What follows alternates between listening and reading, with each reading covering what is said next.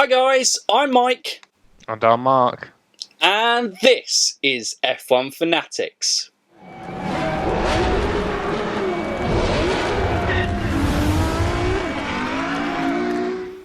Welcome back to another episode of the Feeder series, and it's kind of a special one today, and not maybe necessarily linked with the Feeder series, but obviously some have competed to kind of give our thoughts within this. But we have a very special guest to help us out with this topic today, and that is inviting back again Josh Revell. So, Josh, welcome back to the channel.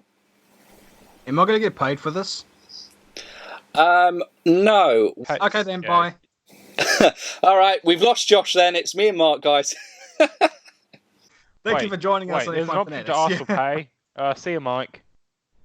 All right. Jeez, Mark, where's this kind of like mutiny come from that you're kicking me off? Anyway, a normal chaotic after our F3 season preview start to the video. But no, honestly, Josh, thank you for coming on. It's brilliant to have you back on the channel. Love this channel, mate. It's awesome. Yeah, this topic's actually pretty damn cool to talk about. There's a lot of drivers that actually need to be brought up here. So, yeah, I'm excited to dig into this. So, we're kind of suspiciously alluding with it. Hopefully you've seen it from the thumbnail already. This actually was Josh's idea. He came with it with an idea going, oh, maybe you guys should look at doing this as a video topic. So we were like, yeah, that's a great idea. Do you want to come with us? So Josh naturally came on and came with us as well. But the topic today is we are going to discuss some drivers who basically we thought deserved a shot at F1, or they may have kind of had some sort of testing within F1 cars, but it never quite materialised into an F1 seat. And yeah, basically some guys we think would have been very interesting to see have a shot within Formula One. But that's basically what it is for today. Who should I go for first out of Mark and Josh? Who's itching and ready to go? I will. Mark, then look at you. You jumped straight in. We're going to go with Mark first up, and who's the first driver you think deserved a shot in F1, Mark? My first driver is one of two Formula E drivers, and my first one's going to be Mitch Evans. Hey, Kiwi boy. Yep, I could probably do we could probably do an entire list of Kiwi drivers that should be in F1. It's all about the money, man. It's all about the money. And if you go to the Nick Cassidy video that I made, it's all about Laurence Stroh getting more points in that one Formula 3 season. But that's none of my business. They're there. We can't help it that Laurence Stroh is better than Nick Cassidy. Let's fight! I'm a sign out. I'm out of here, boys. And already we have derailed it. But Mitch Evans, Mark, why is Mitch Evans a guy that you think deserves a shot in Formula One? He has, a really good single-seater career, and he's also been a champion of the ever important, as Josh points out, the very important, very prestigious TRS series. Not only that, but he's also a champion of GP3, which is the predecessor to F3. Only GP3 champion who did not graduate to Formula One. I think so. Because there was Valtteri Bottas, Esteban Gutierrez, then Mitch Evans, and then some other douchebags. But I remember that he was an outlier. He was one of those that didn't graduate. And it's like, I mean, Gutierrez was a fantastic junior driver. It wasn't. He wasn't amazeballs, but he was constantly at the pointy end. But and still, he got in instead of Mitch Evans. I don't know. Mitch Evans sort of had a damn good career, despite the fact that every team that he went to seemed to go on a downward spiral. Oh yeah, I mean, let's not talk about how he went to Russian time just as they started to look good and then started to plummet down. And then the same with Campos. Yep. He just had the worst luck, but he seemed to always get the best out of the car when he could. And he helped develop Sean Gallal's driving. If you can help develop Sean Gallal and get him onto a podium, that exceeds any magic trick that I know of. I think he's already proved himself as a better driver developer than Helmut Marko. Helmut Marko's idea of developing drivers is giving them coronavirus. So, he doesn't have much of a kind of platform to kind of build on from there. I think Mitch Evans... One eye does affect you a little bit. Yeah, certainly does. But I think with Mitch Evans, he's probably one of those drivers who... junior guys get a bit unfortunate when, like I said there, he went to teams at kind of the wrong times, and they go from there. And if you do that in your junior career, it's quite easy to be forgotten about and to kind of be overlooked. The thing is, though, is that, as we know, like the drivers that are good, they stand out. Like in Formula One, for example, Bianchi wasn't a Marussia, but you knew that he was good because he just constantly... you could tell he outperformed the car. Leclerc, when he was an Alpha, he always sort of put the car a little bit higher than where it normally would be, although the benchmark up until that point was Marcus Ericsson, and that's not much of a benchmark to have. But, that's the thing, is that Mitch Evans, no matter what teammate he had in GP2, he always outperformed them, and he always got the car into a point where it's like, how the hell is that car up where it is? Yeah, he's really good, and I'm very angry that you didn't mention the other Marussia driver that outperformed his car that I'm not allowed to bring up on this list. Relax, Alexander Rossi can wait for another time. Yeah, I tell you what, Mark, we'll dedicate a whole episode to Alex Rossi just to kind of make you happy. But this is on guys who didn't even get a sniff of a Grand Prix. I think Mitch Evans is, back to him, is a guy that he's gone on and proven within Formula E. I know obviously some people still question where that level is through there, but I think the performances for Jaguar... Jaguar is getting better and better. He seems to have made the right call sticking with them. And his performances from it have been fantastic. Which was the Grand Prix? Was it Mexico that he won? I believe so. I mean, if you looked at his career, you'd think that he'd have the Fernando Alonso charm on him, but Formula E tends to be proving against that. Mitch Evans certainly is making his name for himself over there, and I think certainly based on his junior career, he was a guy that certainly looked like he deserved a shot at the big time, and I think he generally would have probably done quite well. But we can probably say that about every one of the drivers that we're going to bring up. But Josh, who's your first driver that you're going to bring up on who you think deserved a shot? Prominent Champ Car Indy driver from the 1990s, Greg Moore. This guy was just awesome as a driver, well liked. Hardly anyone had a bad thing to say against him.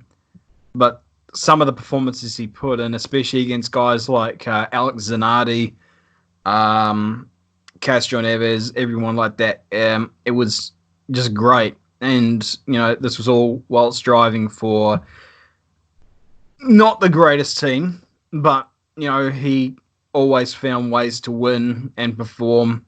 And had he not been killed, he would have been given a shot with Penske the next year. And who knows what could have happened. He may have been given a shot in Formula One. There was sort of talk about that before. But yeah, just it was such a shame that he died when he did, because there was a lot still left to go in his career. And again, just a fantastic person to be around. And I'm sure there are people out there who will be just ecstatic that I brought up Greg Moore, because again, even after all these years, he's still a well-liked driver in motorsport.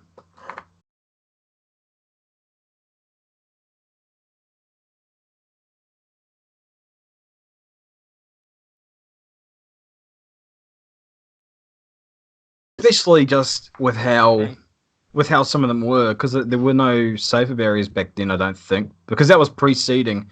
I mean, that preceded Earnhardt's death. IndyCar is still. I mean, I don't want to say stupidly, but it's still extremely dangerous. You have F1 drivers saying, "No, I don't want to ever do that." On the oval courses, at least. Yeah. But you break loose there. I mean, good grief. We don't want to get into Tony Renner's crash in 2001. That crash actually almost made Scott Dixon quit IndyCar. Like, it was that horrible, and it still sort of goes on now. But it's always been like that. And unfortunately, Greg Moore was part of that list of drivers that just lost their life on the oval. But nevertheless, I think you go with Greg Moore.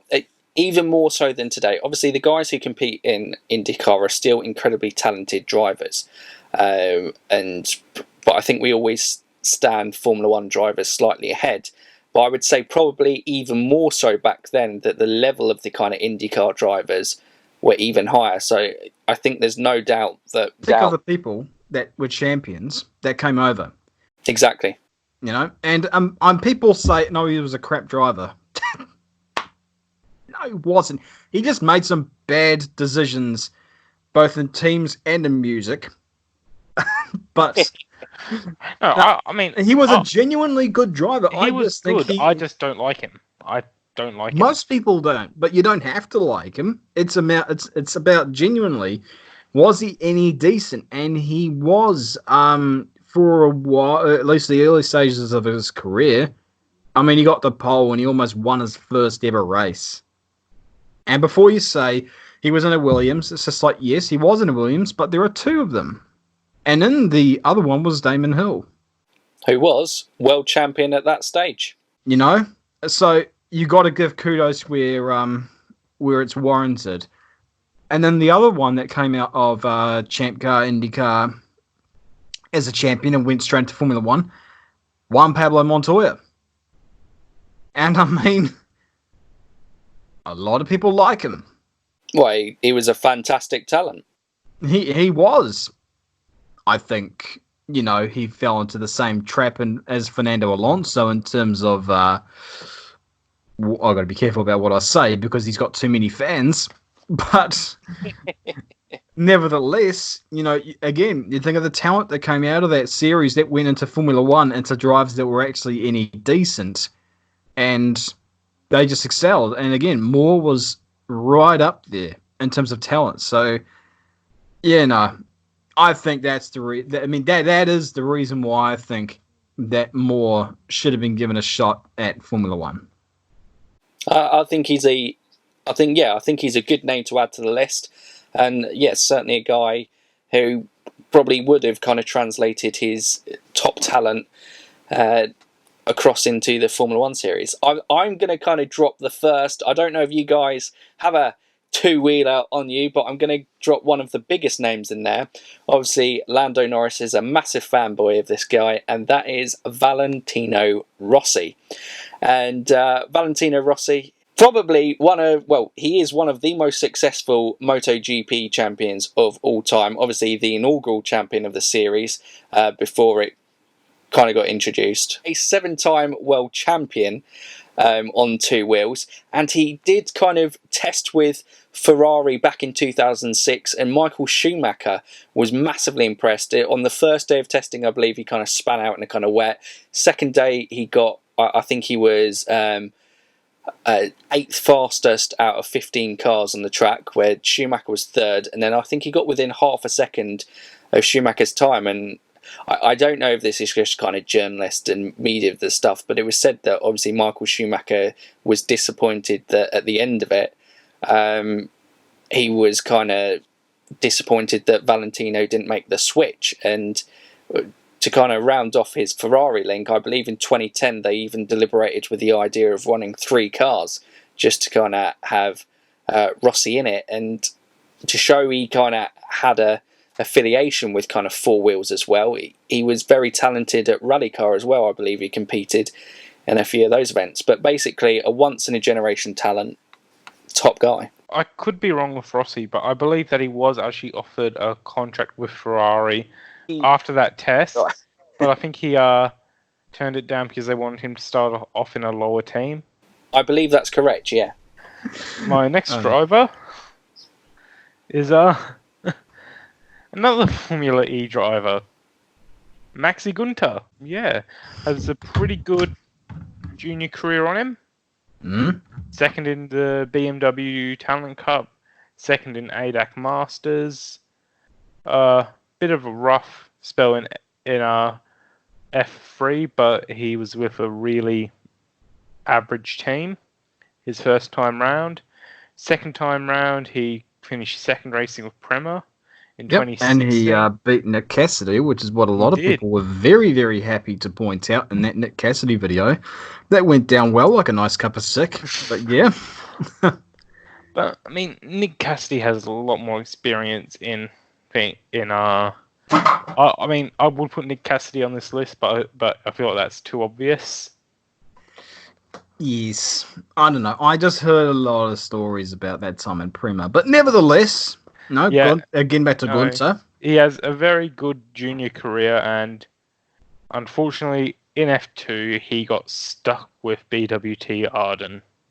Right in the rough spell. Right in the massive rough spell. Like, we're not even talking about last year's roster. We're talking when it was even worse in 2018. And he somehow managed to a win and a podium in that car. But yeah, I mean, Gunter, like, he's not an obvious name. You know, when you talk about potential Formula One drivers, at least with a lot of people, because a lot of people throw up, you know, sort of obvious ones. You know, Costa, Evans, somebody else. You know, like, they're always sort of more obvious candidates.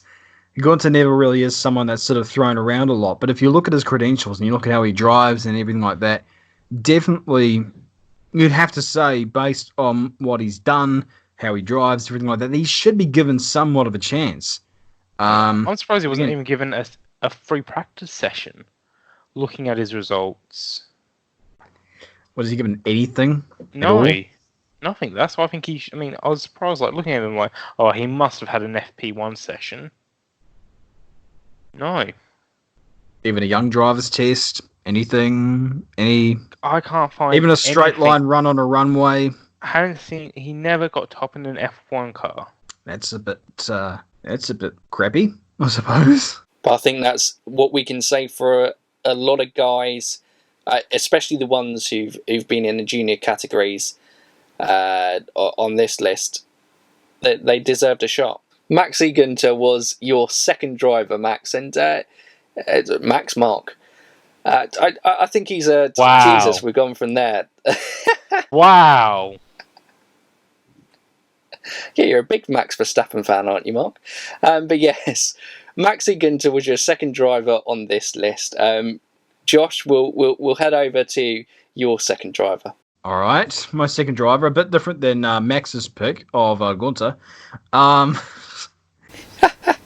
My second pick, this guy has had an FP1. Is one FP1 session okay? Yes. Yeah, that's all right. Naoki Yamamoto. Who? Naoki Yamamoto, 2018 Super Formula champion. Oh, was he the one that went around in the Toro Rosso? Yes, and was within a couple tenths of Kvyat in his first ever time in a Formula One car. Yeah, I can. That's very reasonable. I was about to say, I recognise the name. Yeah, so this guy, Yamamoto in the past couple of years. Give me 1 second because I completely just brain farted and forgot his results. But I'll bring up, because he's had quite a bit of success across the board. But, you know, again, the people that have constant success in the good series. And I've heard some people say, oh, Super Formula is not that good of a championship. It's like, mate, have you seen the grids for Super Formula? You can't say they're bad. But yeah, no, so the champion of 2018 in Super GT and in Super Formula. And I think to date, he's the only driver to actually achieve the double in Japan of winning the Super GT and the Super Formula. And again, the pedigree of a lot of those drivers in those championships is pretty damn high. And the one thing I'll say against him is from looking at his record, it seems that he peaked a bit later in life. Doesn't matter. I don't give a shit about age. You can peak when you're a fetus, like Max Verstappen, or you can peak when you're 158 years old, like Fangio did back in 1957. But irrespective, I just want the best drivers on the grid. No, I agree. Is Yamamoto capable of being a Formula One driver? Yeah, absolutely. I would say so. Would he be better than Stroll, for example? I don't really know, but I would say probably. How do we know? Let's give him a shot in Formula One. Let's see. But unfortunately, Red Bull seems more obsessed with breaking. They want a young driver in there, and Honda is saying, let's get Yuki Tsunoda in there. And he's not good enough. And then Helmut Marko made it even harder for Yuki Tsunoda, saying you have to finish 4th in F2 in your first year. And I know that he's already gotten, messages from Marcos, especially in TRS, saying, why are you not getting good enough results? Now, look, if Honda are insistent on a Japanese Formula One driver, and I reckon it should be the case, because we do need an insane driver in there now that the South Americans are sort of on their way out, and we can't get Sergio Canamases in there either.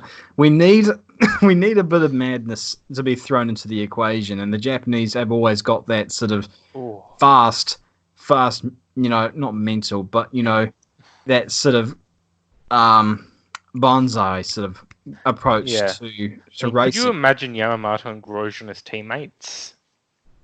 Well, that's the thing, is that the thing is with a lot of Japanese drivers, they're fast, but they just constantly let themselves down, in terms of overdriving or whatever have you. And people would say, what do you want about? He never did. There have been occasions where Kobayashi and Sato just overdrove sometimes, put themselves out of contention.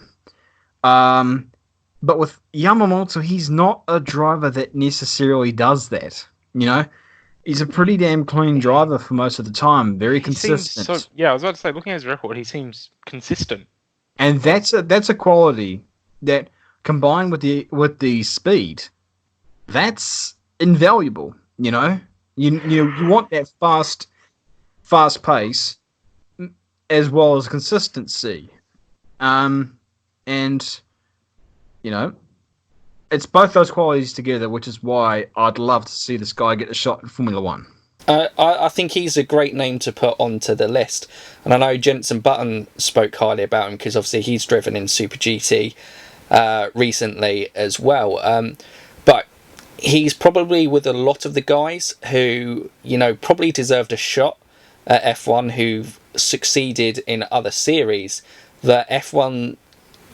Although you say, Josh, obviously that age doesn't matter, and it shouldn't matter in terms of that thing, but what the thing is with F1, there is publicity with it as well, and they like to kind of back the young drivers coming in. There doesn't really seem to be, rarely nowadays, I can't even think of the last one, where you'd say a guy maybe post 28 even would come into Formula One. There've been plenty of guys who you'd think, that they deserve a shot. And Yamamoto's in his 30s now, I believe, isn't he? I think he's around about, 31. So the ship probably has sailed. But like you said, within a Formula One car, and, his first time in a Formula One car in that FP1 session, he was very close to Daniel Kvyat. And he's certainly a guy that I think would add to the grid. And he's gone and learnt his trade, and it would be fascinating to see what he would have done. I mean, anything can happen. I will say that, although anything can happen. I mean, I can see Tsunoda getting dropped by Red Bull at the end of the And if Honda really want a driver, I think they would put. If they push anyone, they'd probably push Yamamoto. Either that, or they may try and coax Sho Saboi or Toshiki Oyu. There are some really good drivers in Japan. I mean, I thought you were going to say... But they don't send the best ones. I don't know why, but Japan don't send their best drivers off the time to Formula One. Back in the early 2000s, who was the best Formula One driver from the potential Formula One driver from Japan? Satoshi Motoyama. Who did they send? Takuma Sato. Takuma Sato, Sakon Yamamoto, and Yuji freaking Ide. Yamamoto definitely should have or should be given a shot, because remember, this is sort of a broad question. You know, we said age doesn't matter, because if age did matter, I can't suggest more because he's dead. So, yeah, again, age doesn't matter. It's about what. It's about whether or not someone should be given a shot. I think I've just chosen ones that are currently driving. Fair enough. And so is Yamamoto. But yes, we will go on to my second one, and probably an obvious one on this list. I wanted to give someone who's more relevant, and that is Antonio Felix da Costa. Obviously a two-time Macau GP winner, current leader of the Formula E Championship.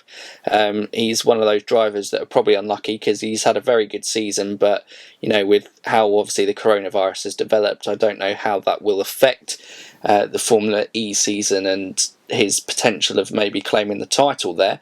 But yeah, he had a pretty, not maybe standout junior career, but I think he was very impressive in what he achieved, and I think everyone thought that he was gonna, well, his now teammate at Formula E team, Jean-Eric Vergne, I thought he was going to partner him in the Toro Rosso seat, but Daniel Kvyat made sure that didn't happen. And look, I think the guy's very talented. He's clearly got pace, and what Jean-Eric Vergne was given the chance, and you know, you'll have people here or there who say maybe he should have been given more of a chance, but Antonio Felix da Costa, I think he definitely falls on this category. Certainly out of the kind of modern drivers in there who should have fallen into a seat at some point and shown what he's got at the highest level of motorsport. Yeah,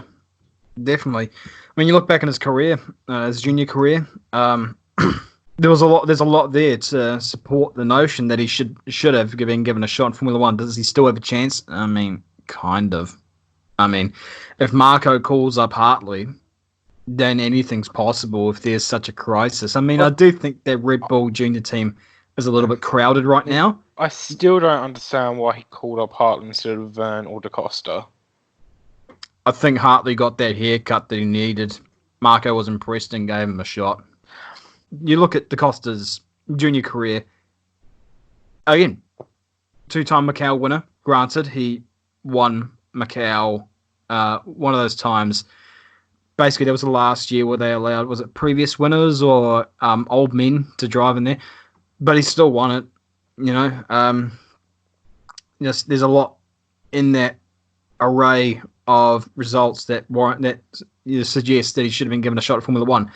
Back then, that was sort of 2013, 2014, whenever it was. That was difficult because you got to think who was in the junior team at that time that could have been given a shot, and this was before the super license thing. You had Jean-Eric Vergne, Daniel Ricciardo, Daniel Kvyat. Who else was on the pipelines back then? Sorry, Carlos. Not quite at that stage. He was in 2015. But we obviously had. Of it. Sorry. I know the photo you're talking about of like all those all the Red Bull juniors together. Yeah, there was, but I'm talking about when they were viable candidates for the Formula One team, and Sainz wasn't quite there yet. Verstappen was still karting back in 2013. So you know, back then it was still a bit crowded.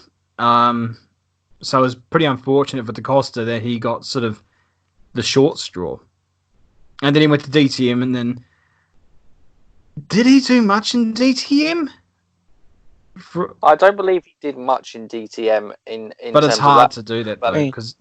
I don't think he was spectacularly bad. I just think he was, like, extremely average. Yeah. Yeah, I think it's a series that's hard to stand out. It's such a thing, and you've got a lot of top talent who didn't go, and it's almost like a series that you get fine-tuned to. There's a lot of experienced drivers in that, a bit like, you know, Super Formula has a load of kind of experienced guys driving in it as well. It would be hard for a young guy to immediately step in, and it's almost unique. Obviously, Formula E Nico Müller came second in the DTM Championship, struggling obviously in one of the backmarker teams in Formula E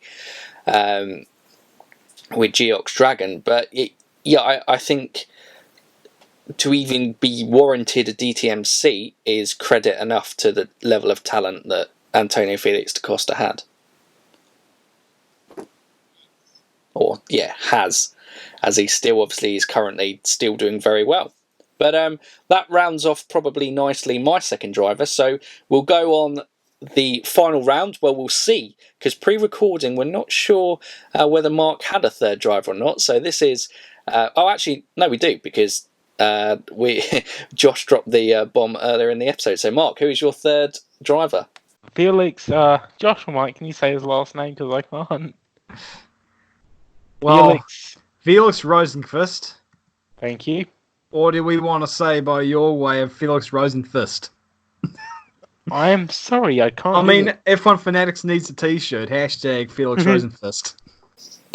His sinister half-brother. Felix Rosenfist. Oh, God. But anyway, mate, other than his name, why does he deserve a shot in Formula One, or why, did he? He's extremely consistent, is the one thing I can say about him. He's got an extremely... He was bound for open seat racing. I mean, if you look at his career, he's just first in Formula Renault Asia, which is a bit like saying first in Formula UAE, but... Yikes. He did lots of Formula Renault. But he did win the Masters of F3,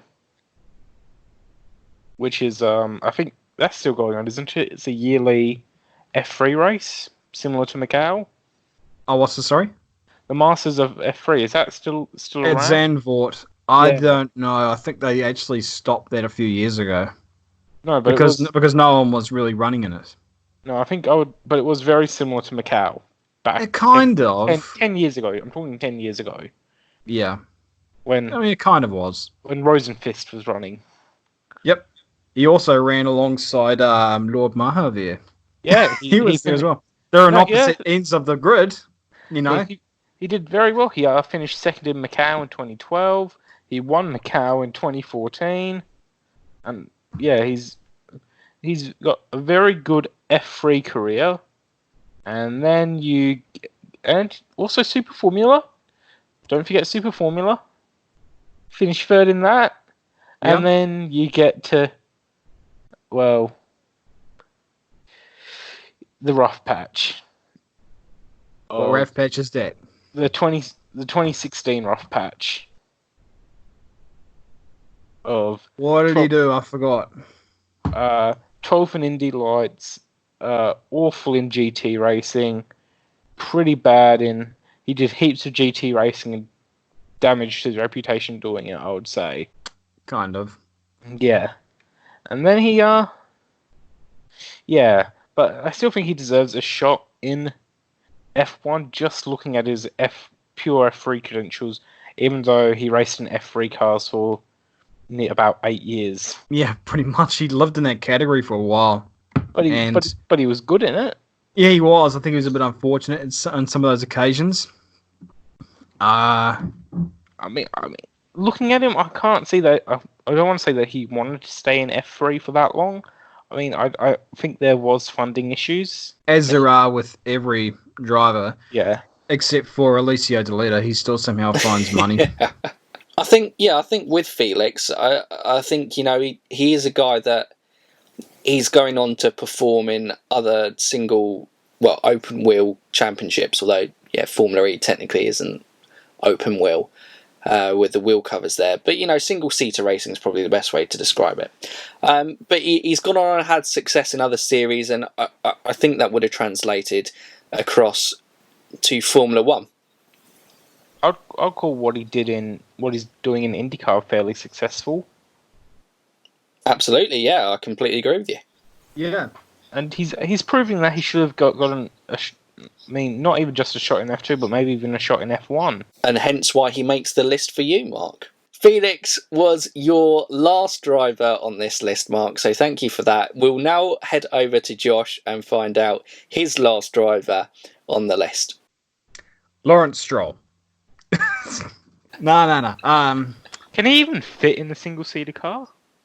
Oh, come on, be fair. He's now older now. I'm sure he was probably athletic when he was younger. He got to that kind of rich man stage where... he must have got lots of exercise of opening his wallet for his son. I mean, hey, you can't give him too much shit. He's a multi-billionaire who owns Formula One teams, Aston Martin, and Prema as well, which is, kind of integral to 2016. But I mean, he still owns Prema? I thought he sold it after Stroll left. He doesn't really sell things that he owns. He just abandons them like RVs and teams and stuff. That's what he did here in New Zealand when Lance won the championship. But anyway, never mind. If we're going to talk about Stroll for ages, that's a whole different podcast. I'll just save that for my videos, and I'll just have people slandering me and saying you don't know what you're talking about. Well, hey, newsflash, I don't actually know what I'm talking about, but I don't care anyway. So getting back on point, my legitimate third driver, Gonzales Rodriguez, the Uruguayan driver who really,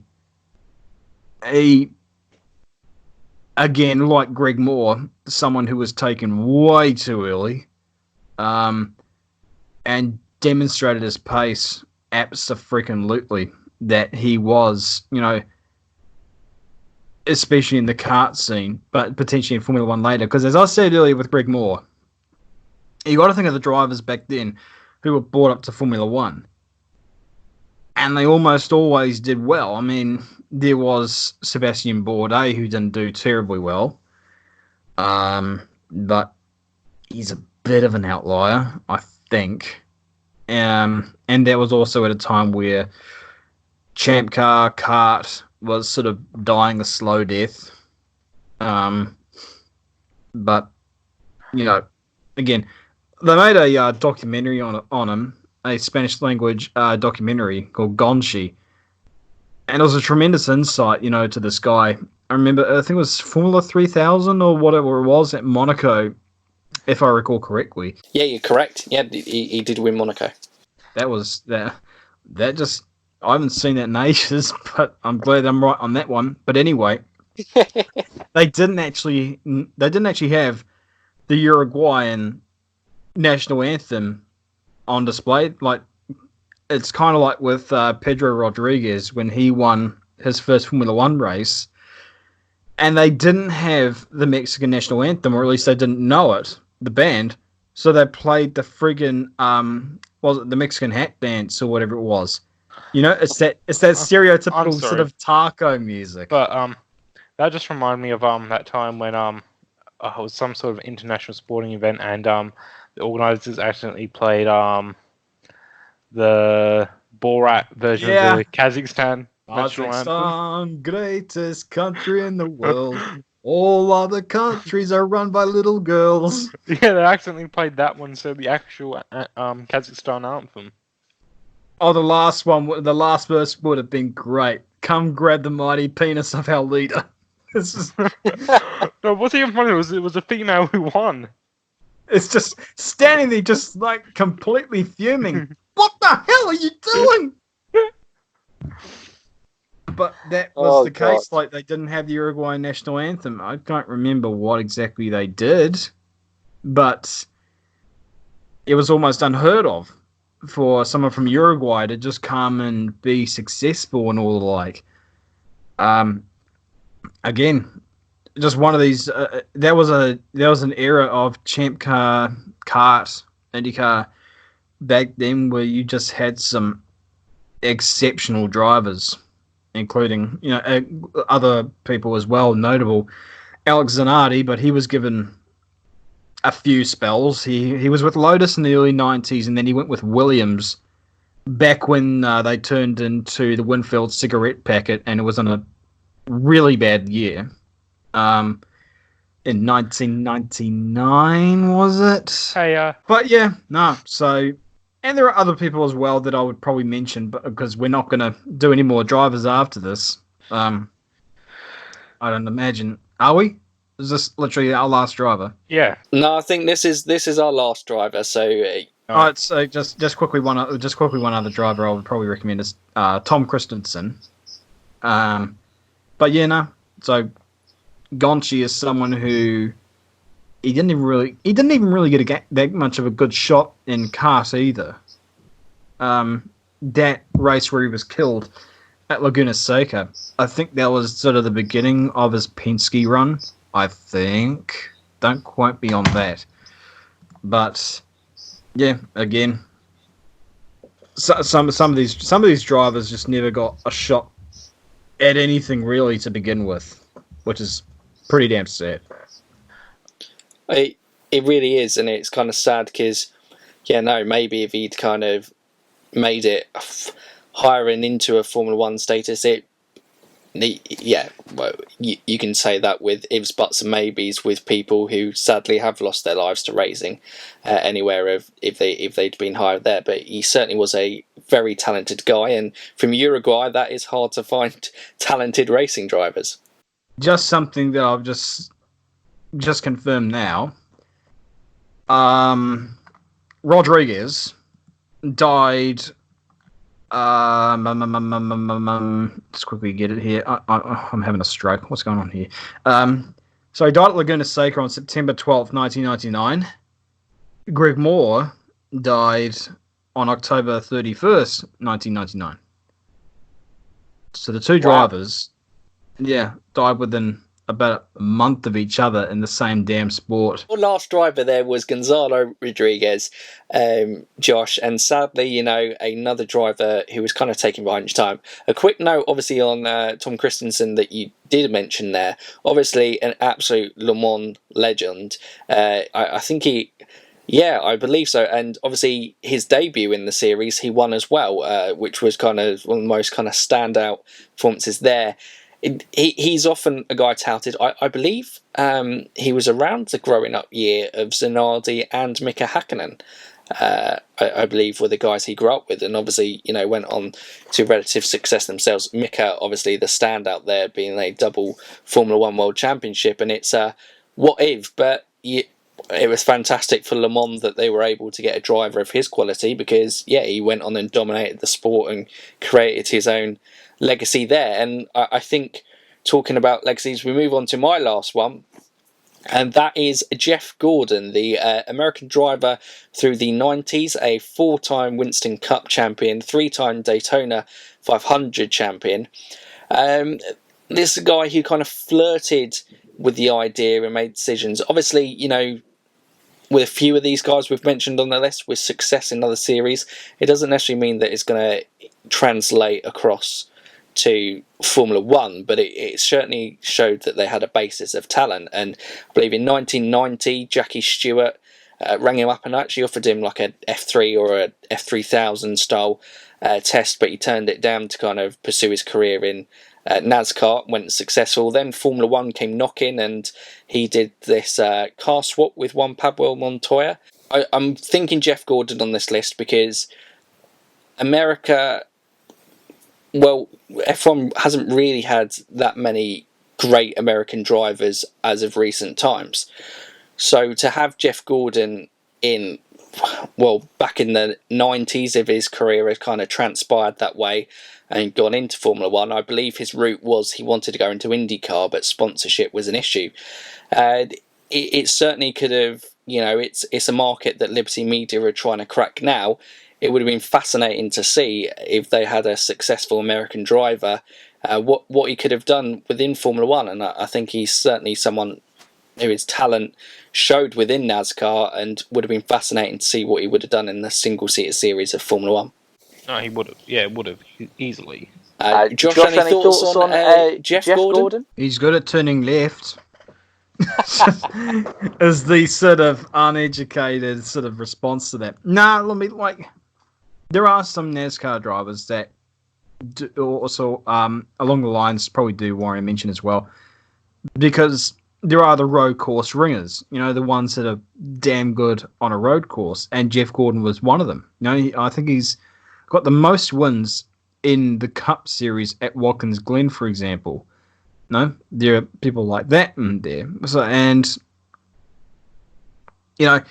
there's this sort of stigma around NASCAR drivers that they're not good at circuit racing, and whilst there are the occasional mouth breathers from the south that can't grasp the concept of turning right, there's a lot of drivers in NASCAR that are just outstanding on the road courses. Like, if you take one Pablo Montoya, who went into NASCAR and he still didn't really, get as many wins as what we probably would have thought he would have gotten in the road courses. AJ Allmendinger was a great open wheel driver in Champ Car and the like. He still couldn't quite grasp it, with these other drivers that were in NASCAR for ages that just did very well. Yeah.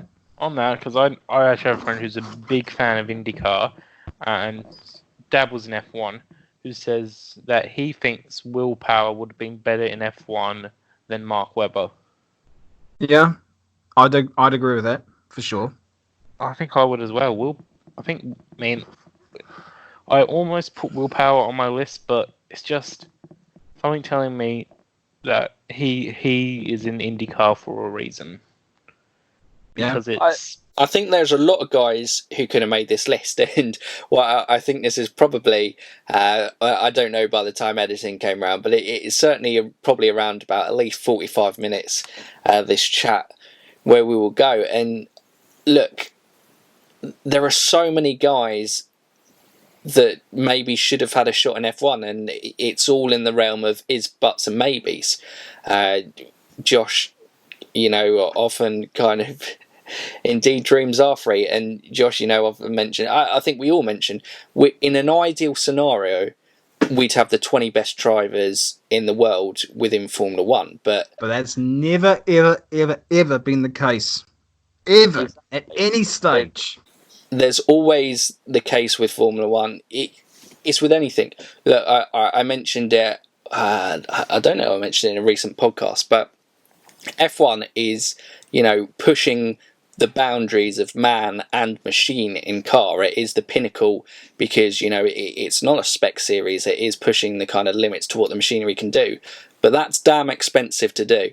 So if you still have guys who warrant talent with money over maybe some more talented guys who don't have the backing, there's a balancing game that comes in. But there's certainly a load of drivers who it would have been absolutely fascinating to kind of see what it is. So it was nice to kind of start the discussion, I think, today with a few drivers. Championship, well, we can say all those drivers are the best in their field, other than the Race of Champions, which seems to have died out. No.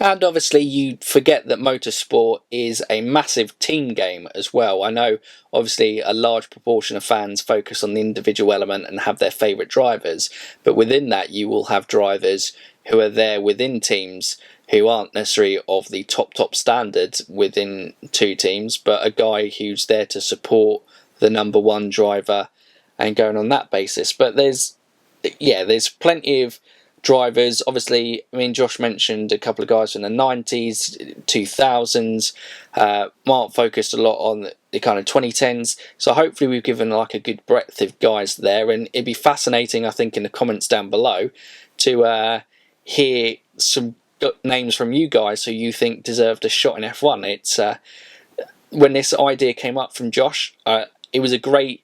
I always think with a lot of our episodes, it's a discussion starter. The video's the start, it's the intro into the conversation, and hopefully you guys kind of take it on because it's fascinating to discuss, and we all kind of like Josh said there. We can dare to dream in terms of their. It's always nice to kind of have these dreams where what would have happened in that sort of scenario. It's always fascinating. But Josh, thank you very much for coming on. As always, it has been fascinating, and your insight has been brilliant. And that rounds up another episode of the Feeder series. We will be kind of, still coming regularly with videos over this kind of Corona break, and I'm sure Josh will be making an appearance again soon. Yeah, I think we've got some amazing things in the pipelines, don't we? Absolutely, we always do. We always have great ideas planned here, mate. But guys, anyway, we hope you've enjoyed this episode. Again, if you have now, as he now reaches the kind of upper echelons of 60,000, but if somehow you've stumbled across this episode and this channel and haven't come across Josh Revell's, please obviously do go and check out. Don't listen to him. It's a trap.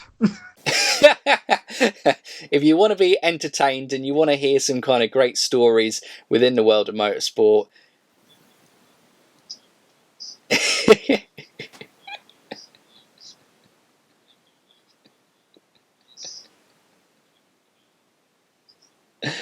it certainly does wrap us up. So guys, you Feeder fans, just remember, fuck Genza.